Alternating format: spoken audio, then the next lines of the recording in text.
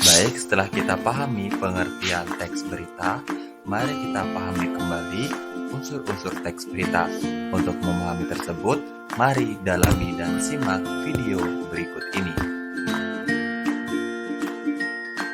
Ya, menjadi bukti juga ya anak-anak Indonesia apapun latar belakang mereka seperti yang kita saksikan juga ya anak dari mantan-mantan teroris tapi mereka dimanapun mereka berada punya hak yang sama untuk bersekolah dan berprestasi tidak kecuali juga untuk anak-anak pemulung sampah yang hidup di tengah keterbatasan. Meskipun setiap hari berinteraksi dengan sampah, anak-anak pemulung di SDN Sumur Batu 2 Bantar Gebang Bekasi juga bisa berprestasi. Tidak hanya meraih berbagai trofi kejuaraan olahraga, sebagian lainnya juga mencatatkan diri sebagai siswa terpandai dan menjadi harapan orang tuanya.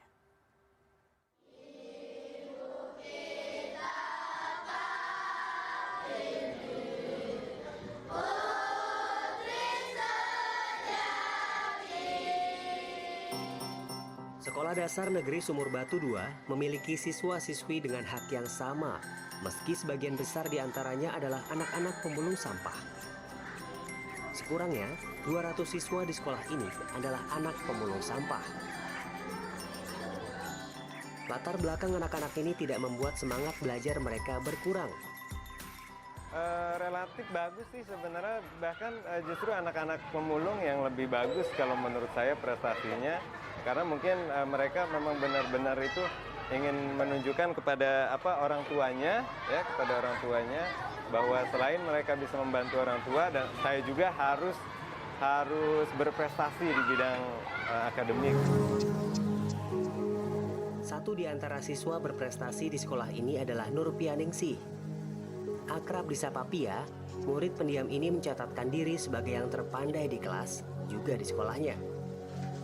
Ketekunan Pia tidak lepas dari pendidikan orang tuanya yang berprofesi sebagai pemulung sampah di TPST Bantar Gebang. Prestasi Pia tentu saja tidak diimbangi dengan fasilitas apalagi lingkungan yang ideal. Inilah rumah tinggal Pia. Bukan rumah tembok ataupun kayu, hanya bangunan rangka bambu dengan atap sisa spanduk dan alas terpal bekas. Di sekitarnya bertumpuk sampah-sampah yang dipulung sang ayah setiap hari. Sepulang sekolah, Pia bertugas mengasuh adiknya. Saat sang ayah sudah pulang membawa sampah-sampah berharga, Pia pun turut memilah sampah.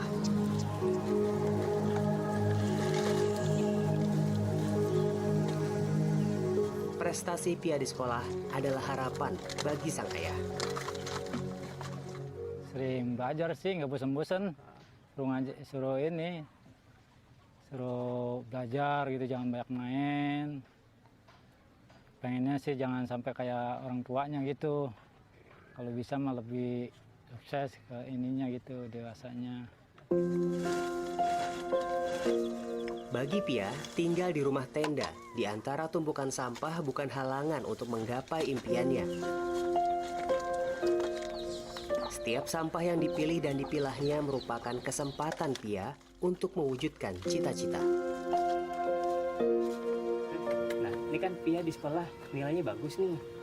Di rumah belajarnya gimana, Pi, caranya? Enggak belajar. Hah? Kapan belajarnya? Kalau baca buku gitu kapan? Malam. Malam. Oke. Ini udah kelas 6 nih. Habis SD mau sekolah lagi nggak? Mau. Kemana? SMP. SMP. Cita-citanya apa sih? Dokter. Dokter apa?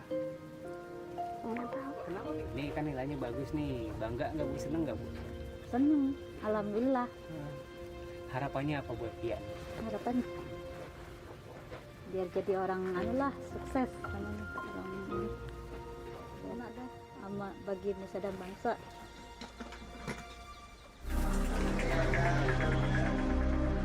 Pia adalah satu dari jutaan anak Indonesia yang terus berjuang untuk menjadi cerdas di tengah kehidupan terbatas. Pensil yang mantap digoresnya setiap pagi, dan sampah yang sigap dipilahnya bersama sang ayah, suatu saat akan mengantarkan Pia tersenyum menikmati cita-citanya. Senyum penuh harapan anak-anak Indonesia. Yogi Tujuliarto, Bekasi.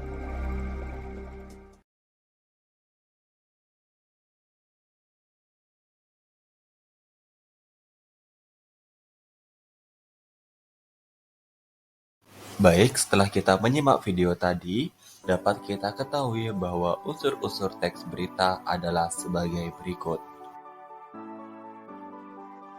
Baik, yang pertama adalah what atau apa. Perlu kita ketahui bersama bahwa nama atau identitas dari suatu kejadian atau peristiwa yang baru sudah terjadi, ini yang disebut what atau apa. Dari video tadi dapat kita ketahui bahwa unsur yang pertama what atau apa ini adalah nama prestasi yang dimiliki oleh anak pemulung yang dibanggakan di sekolahnya tersebut. Baik, yang kedua adalah who atau siapa. Siapa saja yang terlibat dalam suatu kejadian atau peristiwa, atau sering kita sebut dengan siapa tokoh utama yang menjadi sorotan berita. Nah, dari video yang tadi kita simak dapat kita ketahui bahwa tokoh utamanya adalah Nurfianingsih. Dia merupakan salah satu dari banyak siswa yang mencatatkan diri atau menempatkan diri menjadi siswa berprestasi di sekolah yang menorehkan banyak prestasi yang membanggakan bagi kedua orang tuanya di sekolah. Baik, yang ketiga adalah where atau di mana.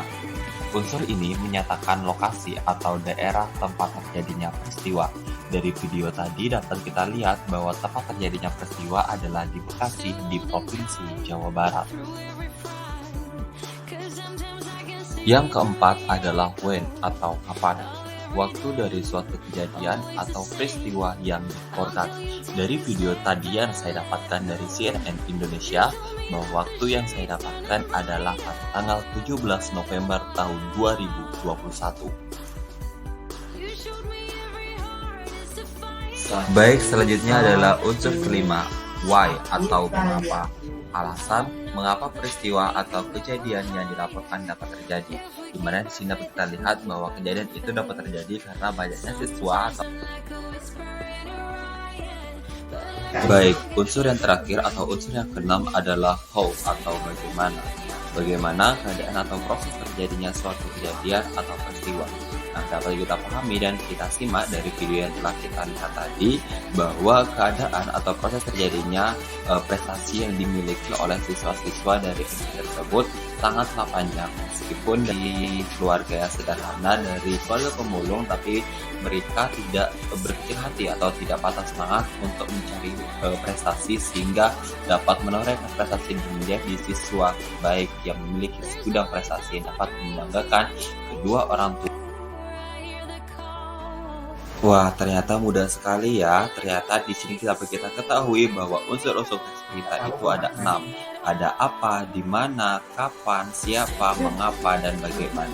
Jadi, mari kita pahami kembali dan kita belajar kembali untuk menambah wawasan kita terkait unsur-unsur teks berita. Dan mari kita simak audio berikut ini.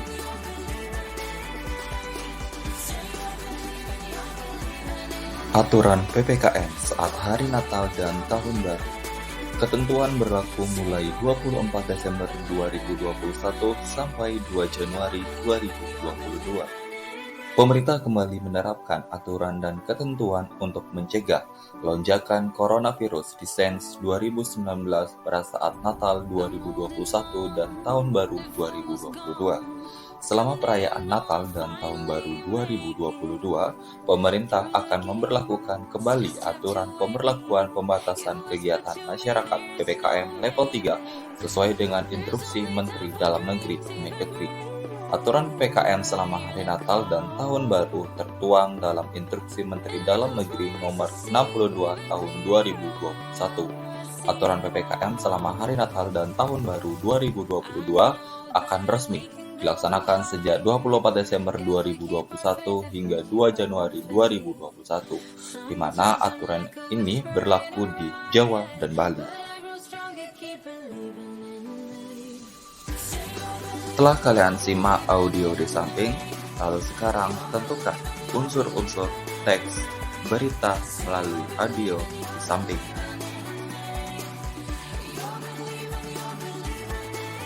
Baik, setelah kalian memahami unsur-unsur teks berita, sekarang ayo cari contoh teks berita tentang pendidikan atau kebudayaan atau politik. Lalu, tentukan unsur-unsur teks berita dari berita yang kalian cari. Selamat bekerja.